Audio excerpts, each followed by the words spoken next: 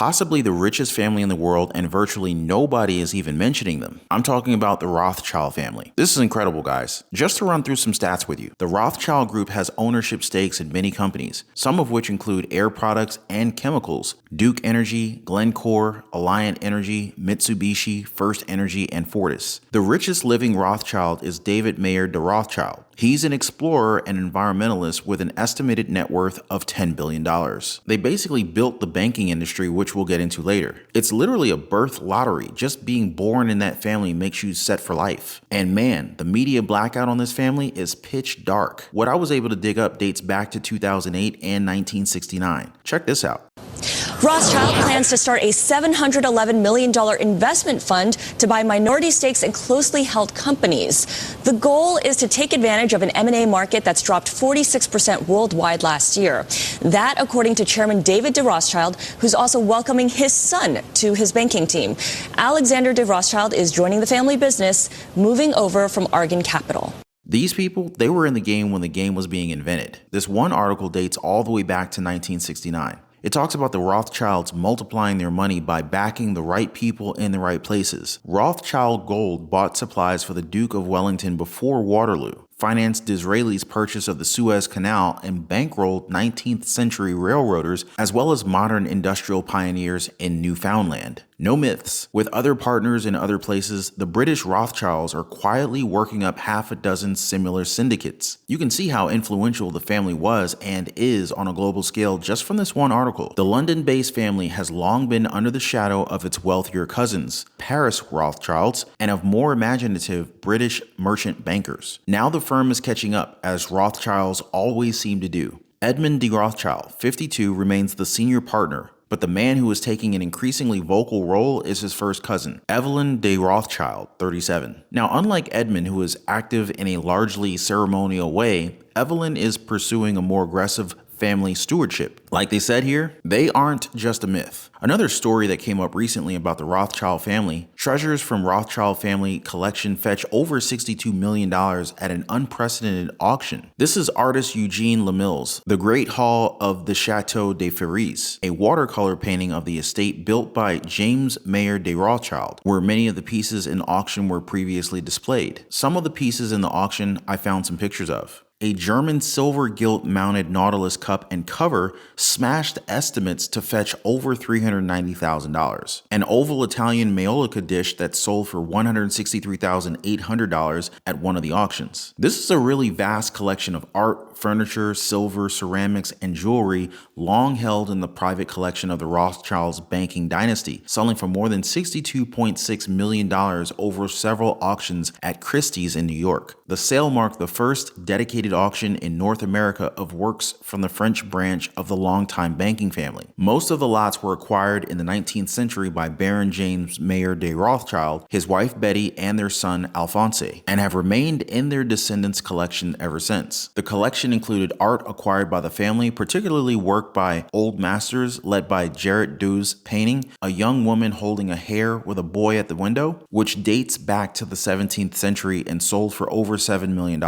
Now, among the oldest items in the sale is a 1st century AD Roman sardonyx cameo portrait of the Roman Emperor Claudius, which fetched almost $116,000. Coincidentally, the cameo last came to auction at Christie's in 1899 when it sold for €3,750, which is equivalent to about $496,000 in today's money, shortly before it entered the Rothschild collection. According to the auctioneers, these are things that have been kept away since the end of the 19th century, and unless you knew this particular branch of the family, you wouldn't have even seen them. It's not the type of thing that in New York auction houses normally get to play with. You're more likely to see a sale like this in Europe. The sale also included furniture, ceramics, like important Italian Renaissance Maiolica, silver, tapestries, and jewelry that illustrates the Rothschilds' distinct taste, which they describe as an extraordinary combination of sumptuousness and domesticity. According to their auctioneers, this is the sort of thing that 100 years ago, 150 years ago, the market would have gone crazy for, especially since we don't get a bulk of this type of material coming up for sale anymore. As for why the family chose to sell the collection now, it may have been a realization and a generational shift in attitude. I mean, not everybody lives like a 19th century Rothschild, even the Rothschilds. I guess inventing and then implementing the global banking system became so profitable for the Rothschilds. Funding both sides of a war is a pretty sweet big deal too. Something we could be seeing yet again right now. Coincidence? I'll let you guys answer that one. What I can tell you though is don't miss the chance to stay updated on the latest financial news and happenings. Hit the subscribe button now and tap that notification bell. I appreciate you guys always watching and always lighting up the like button. Seriously, you guys, you definitely make my day.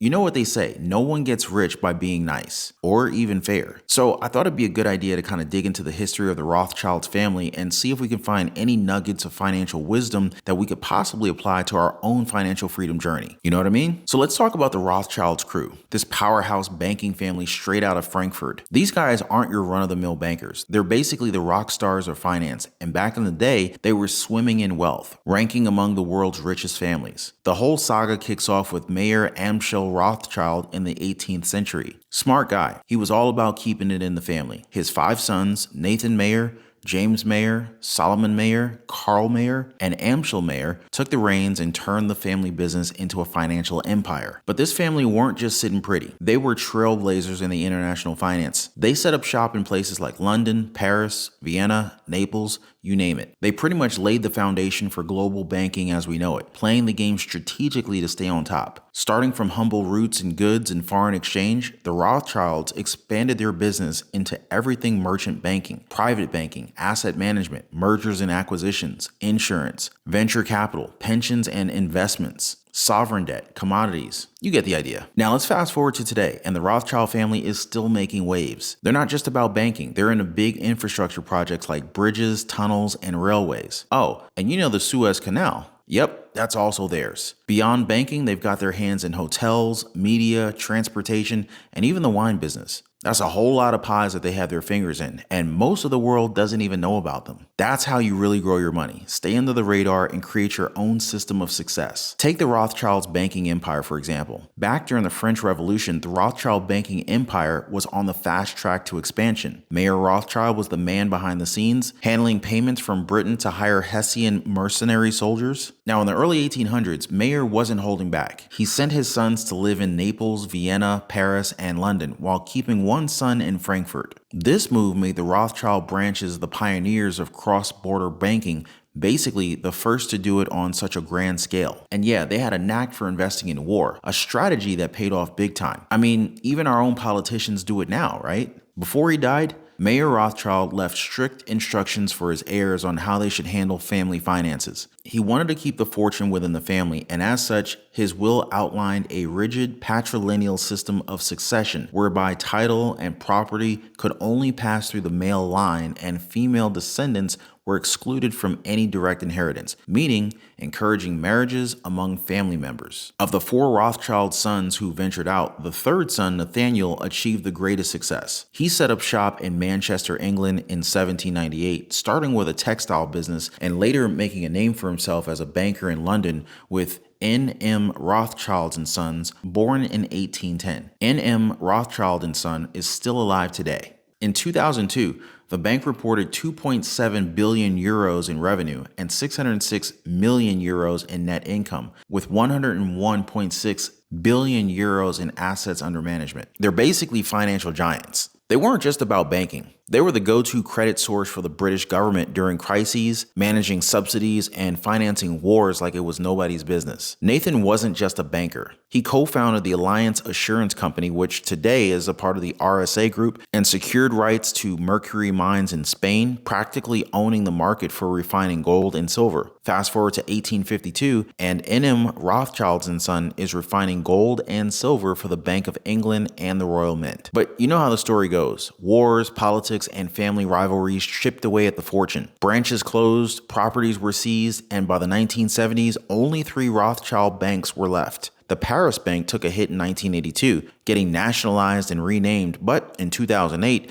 they regrouped under a single company in France, bringing the family business back together after 2 centuries of spreading out. The family wealth has been divided among descendants and heirs over the years. Today, Rothschild's holdings span a number of industries, including financial services, real estate, mining, energy, and charitable work. The family also owns more than a dozen wineries throughout the world. Traditionally, the Rothschild fortune is in closely held corporations. Today, those corporations are still ranking in success. Most family members are either directly employed or invested in operations that keep the wealth flowing. What's their secret? Well, it's a mix of corporation, entrepreneurship, and good business principles. The family's estate, tied to the collective wealth, keeps getting passed down the line. The Rothschilds' motto, Concordia, Integritas, Industria, which means harmony, integrity, and industry, isn't just a saying, it's a way of life. And that's how this family over centuries has kept their power and money game so strong. So what can we take from the fascinating financial journey of the Rothschild family? Well, their story teaches us the enduring power of strategic thinking, diversification, and a keen eye on opportunities. From their roots in banking and wartime financing to branching out into various industries,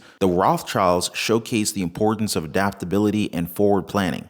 All things we can apply to our financial freedom journey, I have to say. The commitment to keeping wealth within the family, while controversial, underscores the significance of disciplined succession planning. While not everyone can reach the scale of the Rothschild empire, there is something that can be learned about the principles of prudent investment, risk management, and long-term perspective. In a world where financial landscapes evolve, the Rothschild saga reminds us that a combination of resilience, innovation, and a touch of shrewdness can pave the way for enduring financial success. Let me know your thoughts, guys. More documentaries coming in the future. I'll see you guys there.